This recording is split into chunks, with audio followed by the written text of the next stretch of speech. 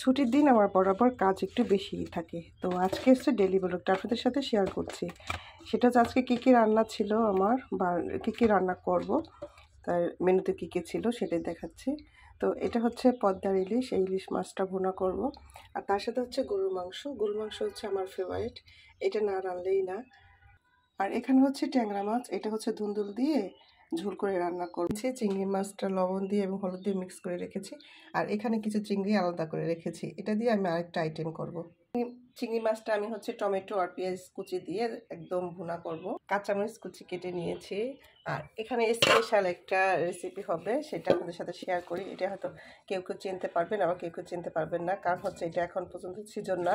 পাট শাকটা এখনও ওঠে নাই, তো কিছু কিছু জায়গায় উঠেছে, তো পাট শাকটা একজন আমাকে গিফট দিয়েছে। আর এই পাট শাক দিয়ে যে কুচি করে কয়েকটা চিংড়ি মাছ রেখেছি, সেই চিংড়ি মাছ আর ডাল দিয়ে চচ্চড়ি করব।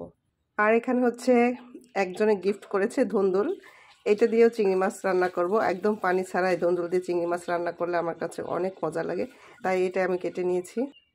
আর এখানে যে ধুন্দুল কেটে নিয়েছি, এটা দিয়ে হচ্ছে মাছ দিয়ে ঝোল করে রান্না করব। আর সবসময় হচ্ছে আমি চিংড়ি মাছের জিনিসটা ফালাই নাই, কারণ হচ্ছে এটা যদি আমি ব্লেন্ডার করে ছেঁকে তারপর চিংড়ি মাছের মধ্যে দিই, মাছটার স্বাদ একটু বেশি। সকাল থেকেই এক হাতে এই কাটাকাটিগুলো করেছি, তো হাতটা একদম কেমন হয়ে গেছে, মাছ কাটা বলেন। আর এখন পর্যন্ত বাটার পালা তো রয়েই গেছে। তো ছুটির দিন আমার প্রচুর কাজ থাকে, প্রচুর কাজ। তো আমি ছুটির দিনে একদম নিয়মের বাইরে চলে যাই, মানে ছুটির দিনে আমার খাইতেও দেরি হয়, গোসল করতেও দেরি হয়, সব কিছুতেই দেরি হয়। যে পাট শাক দিয়ে ডালটা রান্না করব, সেই ডালটা আমি ভিজিয়ে রেখেছি, কারণ এটা চচ্চড়ি ডালে সবসময় ভিজিয়ে রাখলে হচ্ছে ডালটা তাড়াতাড়ি সিদ্ধ হয়।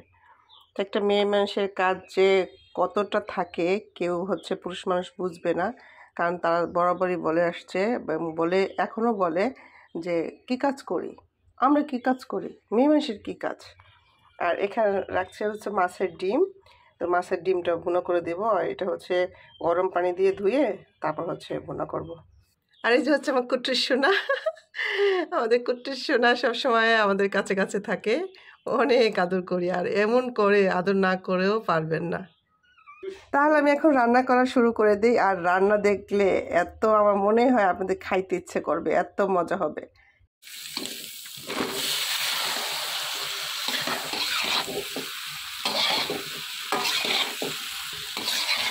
চিংড়ি মাছ দিয়ে যে ধুন্দুলটা রান্না করবো সেটাই আপনাদের সাথে শেয়ার করছি। আর এইভাবেই থাকবে, আমি ঢেকে দিব, কোনো পানি দেওয়া লাগবে না। আর হচ্ছে যে যে মশলা আমরা সবসময় খাই ওই সব মশলাই দিয়েছি, যেমন হলুদ গুঁড়ো, মরিচের গুঁড়ো, জিরের গুঁড়ো, চিংড়ি মাছ, পেঁয়াজ কুচি, কাঁচামরিচ কুচি। তো এই দিয়ে এখন আমি ঢেকে রাখবো। আর একটু আপনি দেখাবো যে এইটা কেমন হয়। তো অ্যাকচুয়ালি হচ্ছে গরুর মাংস বসাই দিছি, চুলায় বসাই দিচ্ছি হচ্ছে পাট শাক আর ডাল।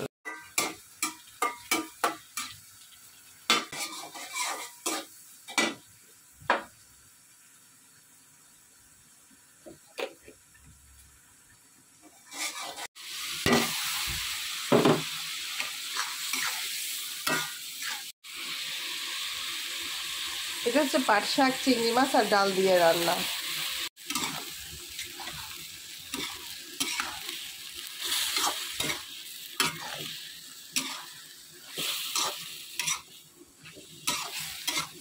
হচ্ছে আমার ডাল চচ্চড়িটা হয়ে গেছে। আজকে ডাল চচ্চড়িটা দেখতে এত সুন্দর লাগতেছে, মনে হচ্ছে কি অনেক মজা হবে। এটা হচ্ছে চিংড়ি মাছ, পাট শাক আর ডাল দিয়ে সেই রকম হয়েছে আজকে। আর পাট শাকটা দেখেন এখনো সবুজ চকচক করে, কিন্তু সব সিদ্ধ হয়ে গেছে।